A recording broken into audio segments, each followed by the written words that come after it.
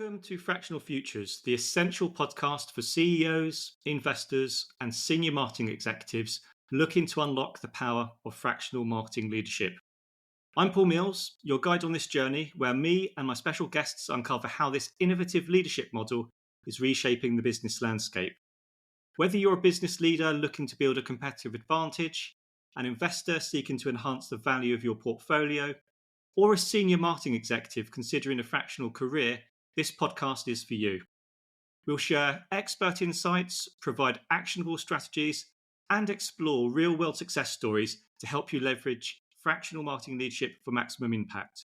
Tune into Fractional Futures and discover how to revolutionize your business and career. Hello, and welcome to Season 2 of Fractional Futures, where in each episode, I'm speaking to fractional leaders across the globe.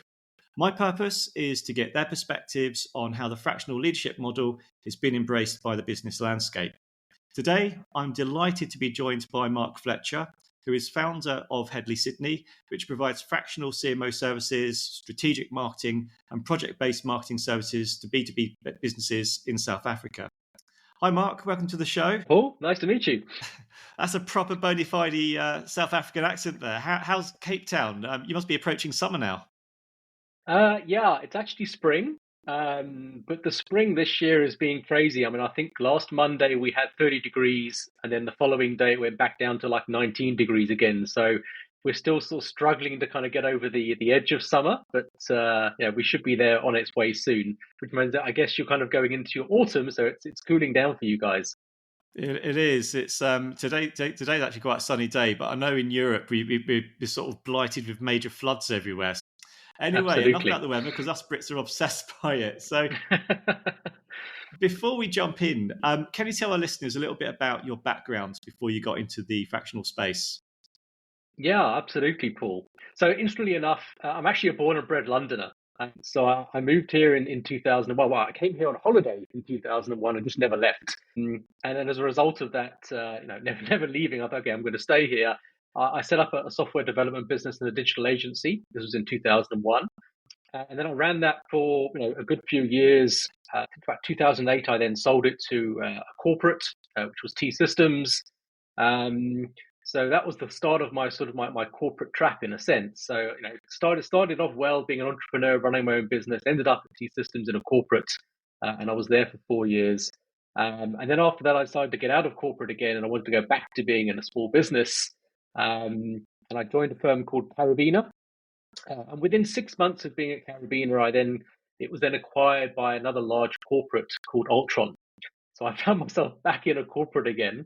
And I then obviously stayed in Ultron for about 7 years, moving between sort of sales and marketing roles. I've always found, to improve my marketing, it's always good to sort of take sales roles as well. So you can really understand, what the customer's saying about your products and services. So I kind of moved between those two roles. So by that stage, I had about sort of 16 years of sort of marketing and sales experience.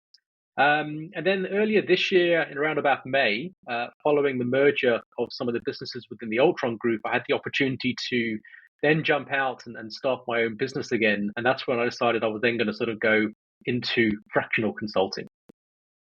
Fantastic. And I like what you said there about CMOs wanting to go into the sales space for a bit and really cutting their teeth with, the coalface and the customer. And I think, from my perspective, I think there's many CMOs that haven't necessarily had that strong sales background. So, and I think that's where you're seeing some of these new CRO roles coming through, where perhaps the CMOs aren't quite delivering on the sales piece. But no, I totally get you on that. So Marc, really interesting background there. How did you go from your entrepreneurial background to corporate to fractional? Can you explain your journey there? Yeah, for sure. So when I left Ultron, I figured I was just going to go consulting. Take my sort of marketing skills, set up my marketing consultancy business, and I started to sort of research, the field around sort of consulting and the marketing consulting in South Africa and globally as well. And this concept of fractional came up. So I started sort of Googling more around sort of fractional sort of CXO roles. And then I posted on LinkedIn that I was going to start a business and become a fractional CMO. And somebody said to me, oh, okay, you must go chat to this guy. He's in Cape Town also. And he's a fractional CEO. I had a couple of sessions with him, and he kind of like gave a bit more insight around how the fractional model works, at least here in South Africa. And I thought, yeah, that sounds actually like a great fit. And that kind of is more aligned to what I want to do. And so therefore, I kind of positioned myself as a fractional CMO, and started having conversations with potential clients around what that included. And there was my business born around being a fractional CMO.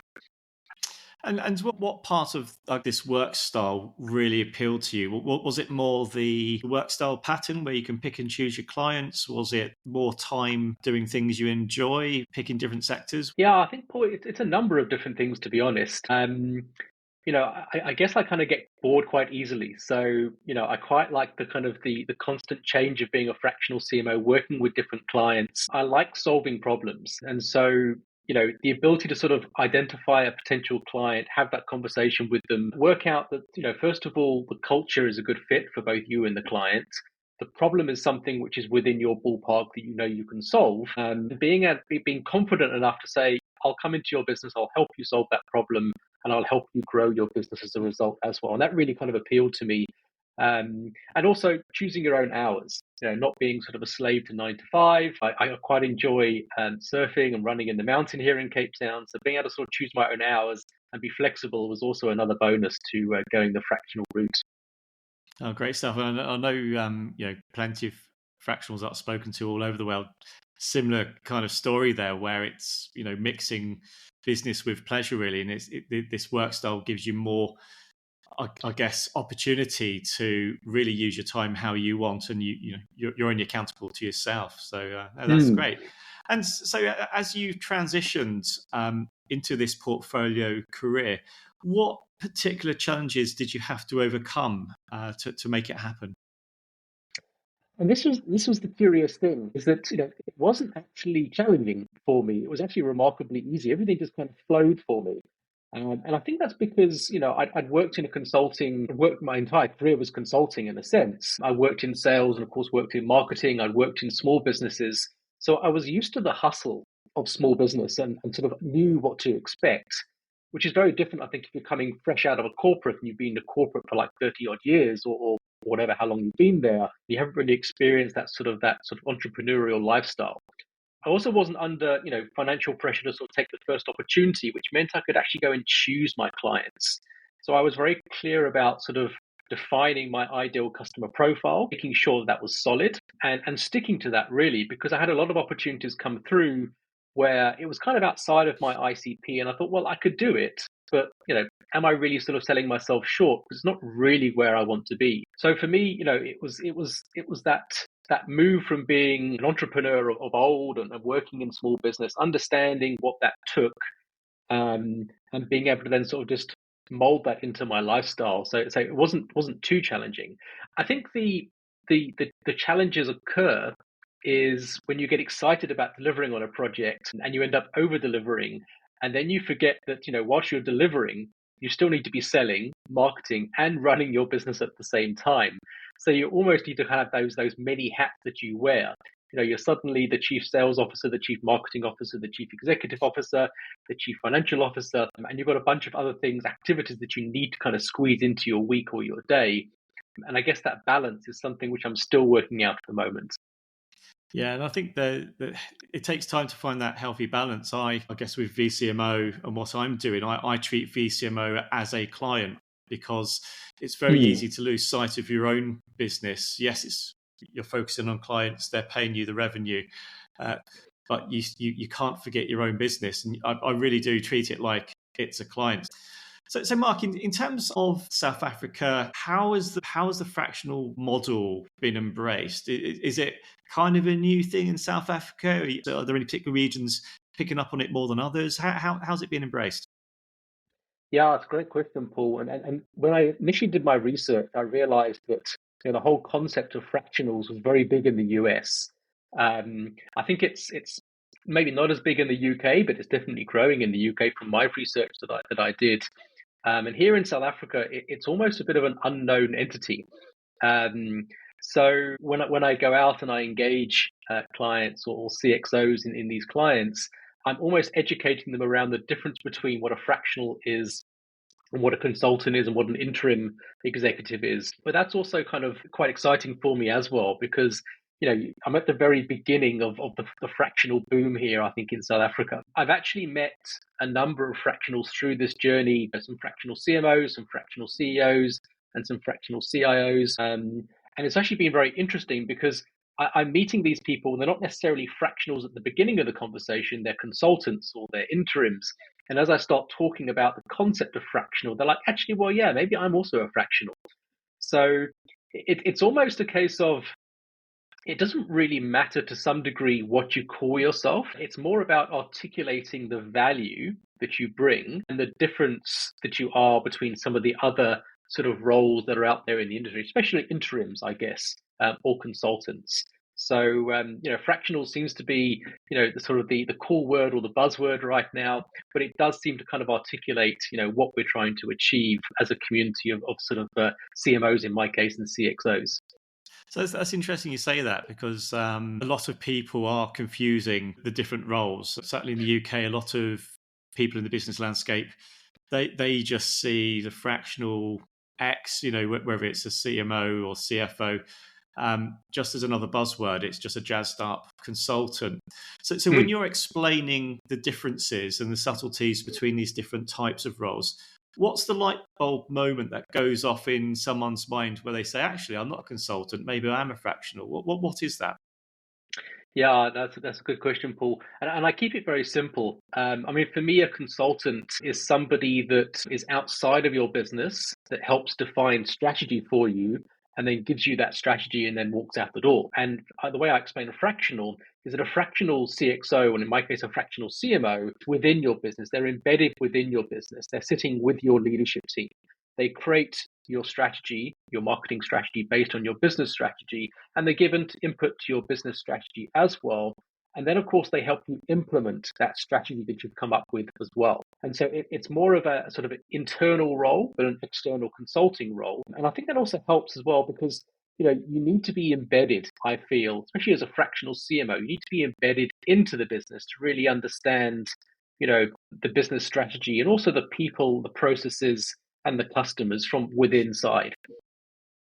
And so I guess that leads me on to an interesting question in terms of the advice you would give a CEO who's considering introducing a fractional CMO into their business. What would you do to describe this role? Because a lot of CEOs would naturally, the natural tendency would be, I have a marketing capability gap. The obvious answer is go to a recruitment company and find someone through the traditional route. But now you've got this new choice, this new sort of paradigm in leadership. What advice would you give a CEO who's kind of on the edge of deciding, should I take a plunge and go with a fractional leader, or should I just do the old-fashioned route? What would you say to them? Yeah, so I actually had that scenario recently with a client. And I think that the key thing I try and achieve, first of all, is explain to them the difference between, first of all, the different sort of consulting type roles. So either a fractional, an interim, or a consultant. And then, of course, playing that back to them in terms of the difference between having a consultant, whether it's one of those, or having an internal resource that you might hire as well. And making sure they understand the difference between all of those and the benefits that come with each of those roles as well. And then trying to sort of work out what is the ideal role that they need for where they are in their business growth or their strategy, and guiding them through that process. The worst thing you want to do is convince them that they need a fractional CMO, for example, and then 3 months down the line, they're kind of saying, well, actually, can you work full time for me? Because again, most of us fractionals don't want to work full time. So I think it's sometimes critical to make sure they understand that they understand what they actually want. And sometimes they don't know what they want. So it's that coaching process to kind of help them understand the different roles in the landscape, the work that they need doing, and then guiding them towards, whatever role they might need for their position in the business or their need at that time. So the client I had recently, they came to me and they had a need for, they hadn't had marketing for a long while, and they decided they needed a CMO to come and join them. I engaged them. I explained to them what fractional CMO was all about. And through our discussions, I think we both came to the conclusion, actually, that they actually needed to hire a marketing person within the business who would then lead that on a sort of a 1 or 2 year trajectory. And they didn't necessarily want that sort of part-time sort of mainly sort of strategic focus. They wanted somebody who could actually do a whole plethora of different activities within the business.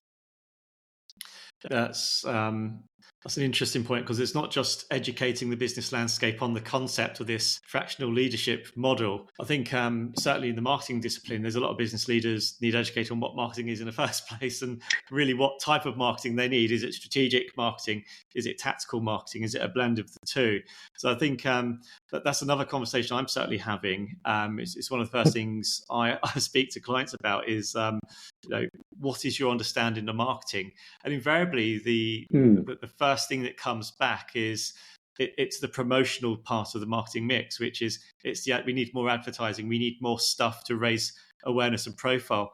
And when I sort of explain the strategic value of marketing, and it's actually about value creation, it's about creating enterprise value, it's about creating a competitive advantage, the penny kind of drops very quickly, and it's like, I thought you marketers just were the colouring in team, and you just did a bit of advertising. And it's like, no, it's a little bit more than that.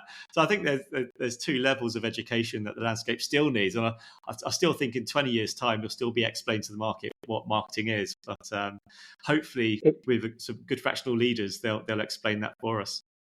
Yeah, it's funny you mentioned that, Paul, because literally, through the last few years, I've worked with CEOs and MDs. But initially, as I came into the business, their view of marketing, as you say, was balloons and brochures. That was the adage, which I obviously had to sort of try and overcome, that promotional layer, as you say. And then I was chatting to a CSO the other day, and his CEO used the adage of, what was it now? Literally, sort of the analogy you made of sort of colouring in, arts and crafts, I think he called it. So again, marketing has to sort of go some way towards demystifying what marketing actually does. They kind of think it's just about sort of turning up at an event and handing somebody a brochure. And there's a lot more involved than that. And I think that's also part of the work I'm doing at the moment when I'm engaging my clients, is to almost interview them in a sense to sort of make sure that they have the maturity of the understanding of what marketing can do, to make sure that I can actually make a difference in their world and they can see value. If they're looking for somebody who can do balloons and brochures or arts and crafts, then I'm definitely not the right person. And typically, the CEOs that are of that mindset aren't necessarily convinced that they need marketing. And that can also be a challenge as well, because most of these businesses do require marketing in one form or another, especially if they're trying to sort of grow their business. But their misconceptions of marketing is kind of sending them off on a bit of a tangent. And you've kind of hit a nail on the head there, that sort of marketing maturity. In your opinion, in terms of the prospects, the companies you're speaking to, what level of business maturity do you think is the right place to bring on board a fractional? Is it early stage startups? Are they scale ups at a certain level? Is it established businesses? Where do you think that sort of de minimis point is, where the maturity of the business is at the right point to bring someone like a fractional CMO on board? So I think bringing on a fractional CMO is good for startups and scale-ups alike. Personally, I'm more focusing on the scale-ups rather than the startups. In the startup space, I've seen a lot of potential clients come to me talking around sweat equity, in return for paying us actually our sort of fees. And I definitely don't want to sort of be in that space necessarily either. And I kind of find that the scale-ups have some of the kind of the infrastructure in place in order to sort of manage what the outputs of marketing will be. So my personal focus right now is definitely the scale-ups, but I think you could apply a fractional CMO to pretty much the entire business maturity, depending on where that company is in their journey. And I think that brings me on nicely to my next question, Mark, is on this theme of maturity. So on one part of the telescope, you've got business maturity needing a fractional on board. On the other end of the telescope, you've got marketers, probably in corporate roles, senior marketers, they've been doing marketing for 15, 20 years, and they're probably contemplating a switch to this wonderful fractional world because it promises so many things. What advice would you give to other marketers who are thinking about the transition, but haven't quite decided whether it's the right choice for them or not? Yeah, I think the key piece of advice I can say is find either another fractional CMO or a community of fractional CMOs or CXOs to go and chat to before you make that move. I think for some, the grass isn't necessarily always greener. I think if you're coming out, like I mentioned at the beginning, if you're coming out of a corporate and you've been there most of your career, the change to sort of move into a fractional role is quite considerable. You've got to have that entrepreneurial spirit. You've got to have a background in the areas that maybe you haven't been involved in: sales, finance, business strategy, and those other areas. And so I think that the thing is to make sure you do your research, understand what you're getting into, and also to be aware that it's not the same as getting a salary at the end of the month, every month, regardless of what you do.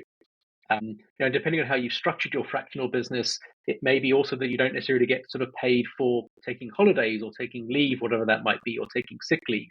So again, I think a lot of people have that misconception that, yeah, it looks fantastic, it looks very rosy, but there are some trade-offs that we have to make as fractional CXOs as well. And having that experience, as I mentioned, in those other parts of business, I think are also quite critical. And sometimes people believe that they can actually do sales, and they kind of move into this sort of contracting or fractional space, and they're sitting there and they've built their website, they've built out their LinkedIn profile, and they're sitting there and it's absolute crickets, and nobody's coming to them for the businesses, and they can't quite work out how. So I think having that entrepreneurial spirit is critical, and probably having a community of people around you that can kind of give you advice and guidance, because a lot of these people that are coming into the fractional space are seasoned executives, and they're probably in the latter stages of their career. They're accomplished, and within their defined space within a corporate, they've achieved a lot, and they're very successful. But it's a very different play to coming into a fractional world. So I think understanding those differences and making sure that you're well prepared for that, and you've got a support network, is critical as well. If you think about when you're a corporate in a large organization, or even a smaller organization, you've got a group of people around you, the rest of the exco or the management team, and then suddenly you start your own fractional business, and it's you yourself and I sitting there, trying to drum up business, trying to deliver business, engage new clients. So it's a very different. I totally concur with everything you said there, Mark. And I came to this journey. I think I was well prepared, but looking back, there's definitely things I would have done differently. I would have spent more time working on the ICP, developing the value proposition, and networking before I even decided to take the plunge. And it's only really since I launched have I come across these various communities across the world, which have been incredibly helpful, and various business coaches and mentors. And I think, my advice is, it would echo yours. Speak to those who've been there, done it. Talk about the war stories. Talk about how did it feel when that revenue wasn't coming in, and how Yes. 6 months in when the revenue didn't come in, how was your partner and relationship? If you're married or something, because that's one of the other things is if you're married or in a relationship, your partner has to buy into this work style as well. Because if you've got aspirations as a couple to, I don't know, put an extension on the house in the summer, or upgrade the car, or put the new kitchen in the house that you've always promised yourselves. If you have those plans when you're on your 6-figure corporate salary, that's great. It's all good to have those plans. But if you come into this portfolio work style, and if that revenue isn't replaced immediately, it can take several months, maybe years, to get back to that level. Some of those plans and aspirations are going to have to be put on ice. And that can sometimes put a bit of an unhealthy tension in the relationship. So, my partner Rose, she's been brilliant. She's been very supportive of everything, and when the income hasn't been there, it's been fine. But I think go into this with your eyes wide open, because there will be you'll think, especially marketers, you'll think you'll walk it, but actually, I think out of all the C-suite, marketers find it the hardest to transition, because it's just a mindset thing. I think with the other fractional leaders, they don't know marketing. They go and learn marketing. They learn the craft, and they learn from the bottom up. And I think with seasoned marketers, they forgot they've got teams to do all the grunt work for them. And all of a sudden, they've got to upskill again. They've got to, dust off that sales book, get the shoes shined, and go and tread the leather and do the networking, do social selling on LinkedIn. And it's definitely a mindset thing. You need to be prepared for all of these new things that you probably weren't doing in your corporate role. Absolutely, Paul. And if there's one other sort of piece of advice I could sort of give to everybody listening to this podcast, if they're thinking of moving into the fractional space, I discovered your season 1 podcast about sort of 4 weeks ago or so. And I pretty much listened to all of the episodes back to back, yourself and Dan Walter. And there was topics that you guys discussed on season 1 that I thought, yeah, okay, I know this. And I got to the end of the episode, and I thought, geez, okay, I've actually learned something new from these guys. So I think the key thing as well, especially because most of these fractional CXOs are seasoned executives, just because you're that stage of your career doesn't mean you know everything. And I think to your point as well, in terms of dusting off some of the skills that we've learned when we were younger, when we had to kind of roll up our sleeves and get stuck in, there's a whole bunch of things that we can continuously learn from the likes of your podcast and other communities around how to kind of make this transition and how to kind of just sharpen the saw and actually sort of keep ourselves current to benefit our customers as well. Thank you for the plug. That's a completely unprompted plug, by the way. So thank you for that. But Absolutely, you're right. But there are, as this fractional movement is gaining momentum, there's lots of great resources out there. Yes, we've got this podcast. There's many others out there as well. But there's also some really good communities emerging now. Fractionals United is a really strong global community. I think there's over 10,000 fractional leaders, not just marketers. It's across the C-suite, which is a great place to dip your toe in and just find people doing what you do. And I'd also think it's great speaking to other fractionals that are not your discipline. Speak to some fractional CFOs or CTOs, because again, you'll get just a slightly different perspective, which can really shape your approach to tackling the market, I guess. So Marc, fractional leadership, is it here to stay? Where's it going to be in 5 years' time, in your opinion? Yeah, so I mean, let's face it. I mean, the gig economy has been around for the last 15 years or so, and in its broadest terms, fractional work kind of fits into that sort of gig economy category in a sense. So, I definitely think it's going to be here to stay. I think, especially after the pandemic, more people kind of started to sort of look at the gig economy in terms of how they could actually move out of their corporate jobs and find different ways of actually sort of earning a living. And I think here in South Africa, even though it's very new, the fractional concept, just in the last 4 months, I've connected with a number of different fractional CXOs across different domains of expertise. So I really do believe that there's an advantage in terms of growing this business. The flexibility, I think, for many clients is clear to see. So I think it's got a good opportunity to sort of grow. And I think the market's receiving it well at the moment. I think you mentioned earlier, we're certainly behind the US in terms of traction and understanding of the model. But you're starting to see more job adverts now on LinkedIn looking for a fractional. There's more column inches in the trade press about the fractional model as well. So it's definitely getting momentum. I think you're right. It is here to stay. And I think there'll be a lot of business leaders at board level saying, why didn't we do this 20 years ago? And I think 20 years ago, we didn't have the digital collaboration that we have today. So just doing this podcast, we're, I don't know how many 1,000 miles apart, 6,000 miles or whatever it is. But this real-time sort of globalization, it's really, really simple to do now.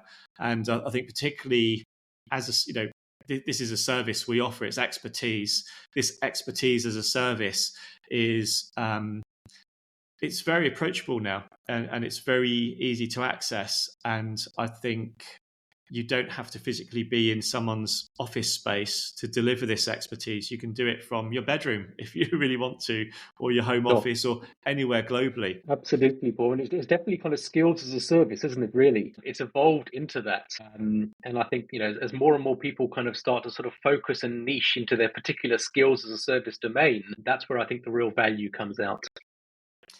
Absolutely. Marc, before we close, would you like to say a few words about what you're doing with your own practice, Hadley Sydney? Absolutely. Thanks, Paul. Yeah. So I think one of the things that I've learned in the last 4 months, and definitely through your podcast and my other research, is to be quite niched in terms of where I'm focusing. So right now I'm focusing on South African businesses, because that's the sort of domain that I've known for the last 16 years. I'm also very much focused around SMEs, and it's B2B SMEs in the tech services space, companies that are looking to sort of scale And really that's the offering that I'm making right now. A lot of these businesses in that SME space lack a lot of marketing strategy. So they've got a business strategy, but they're lacking the marketing strategy that sort of backs the business strategy that they've got, and then implementing marketing plans to drive that strategy forward. And so that's what I'm engaging my clients with at the moment, doing a lot of go-to-market work, devising their products and offers they want to take to market, the messaging, and then the campaigns that sort of follow as a result of that. So that's kind of where I'm focusing at the moment. There's a significant amount of traction for me at the moment. There's quite a lot of clients that I think are in need of that. But I think as we find with this fractional business, it could evolve in 6 months to a year's time. But that's my focus at the moment, and that's what I'm helping customers succeed in that space. Fantastic. So if anyone's listening, any UK-based businesses wanting to relocate or open up in South Africa, Marc's your man. Absolutely. And that's probably a good point to close the show. So if you've been listening or watching this episode, I hope you found value from the discussion and you've been inspired by Marc's story. In the next episode, I'll be speaking to another fractional leader from another part of the world, so stay tuned for that one. Marc, thank you again for giving up your time to share your perspectives. I've really enjoyed listening to you, and I wish you the very best of luck with your future journey. Thanks, Paul. Thanks for having me, and wishing you the best with your continued podcast.